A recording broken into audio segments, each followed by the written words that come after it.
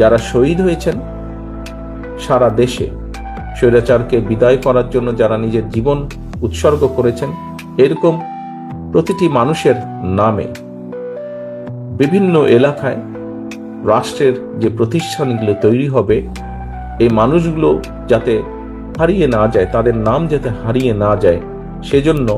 রাষ্ট্রীয় যে সকল প্রতিষ্ঠান বিভিন্ন এলাকায়, সেটি থানা পর্যায়ে হোক, জেলা পর্যায়ে হোক, বিভাগ পর্যায়ে হোক, ঢাকা শহরে হোক, বিভিন্ন স্থানে এই শহীদদের নামে সেই প্রতিষ্ঠানগুলো নামকরণ করার একটি প্রস্তাবনা আমাদের রয়েছে, ইচ্ছা আমাদের রয়েছে। বিএনপি ইনশাল্লাহ আগামীতে সরকার গঠনে সক্ষম হলে জনগণের সমর্থনে সরকারের পক্ষ থেকে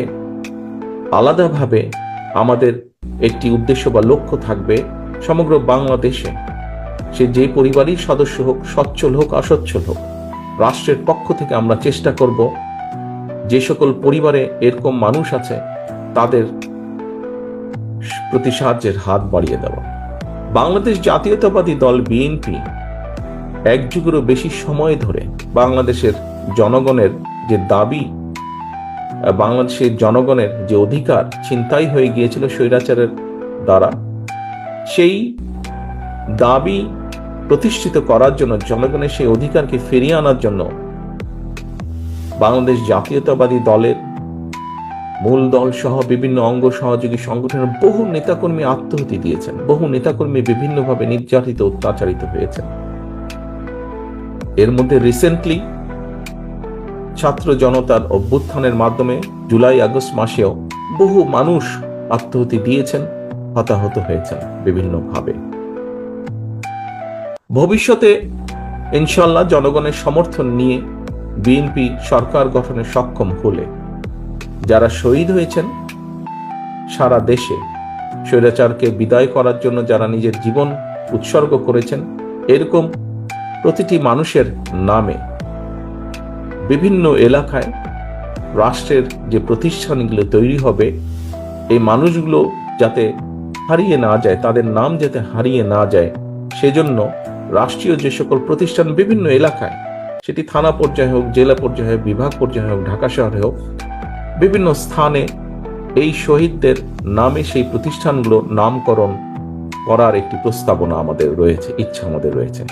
এবং একই সাথে একটু আগে যেই কথাটি বলেছি যে যারা বিভিন্নভাবে ক্ষতিগ্রস্ত হয়েছেন, কতটুকু আমরা পারবো জানি না, তবে আমাদের অবশ্যই প্রচেষ্টা থাকবে যে কয়জন মানুষকে আমরা সহযোগিতার হাত বাড়িয়ে দিলে তারা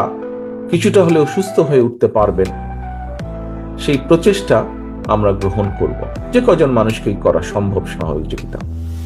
এটি একটি। আরেকটি বিষয় আপনাদের সামনে আমি আজকে উল্লেখ করতে চাই। এখানে আমরা মাত্র 10 জন মানুষকে আজকে আমরা হুইল চেয়ার দিচ্ছি। আন্দোলনের বাইরেও বিভিন্নভাবে সামাজিকভাবে বহু মানুষ, আমাদের বিভিন্ন পরিবারে বহু মানুষ আছেন যারা বিভিন্নভাবে জন্মগত কারণেই হোক, জন্ম অবস্থা থেকেই হোক, অথবা বিভিন্ন অসুখের কারণেই হোক, পঙ্গুত্ব বরণ করতে হয়েছে। বাংলাদেশের সামাজিক অর্থনীতির প্রেক্ষাপটে যদি পরিবারের কোনো সদস্য পঙ্গু হয়ে থাকেন, সেই পরিবারের উপরে এটি বেশ একটি বোঝার মতন হয়ে থাকে, সেই পরিবারের কষ্ট অনেক বেড়ে যায়। আমি আমার ব্যক্তিগতভাবে নিজের যেটি ইচ্ছা,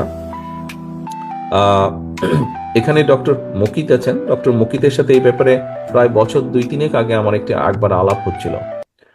ওনার একটি প্রতিষ্ঠান আছে, যে প্রতিষ্ঠানের মাধ্যমে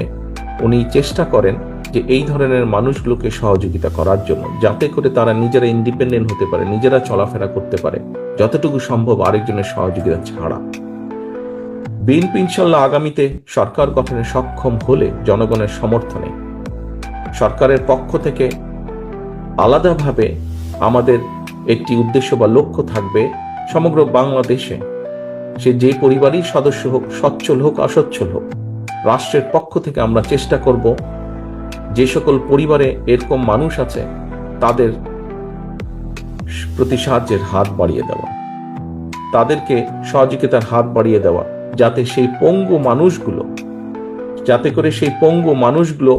নিজেরা যতটুকু সম্ভব স্বাবলম্বী হতে পারেন।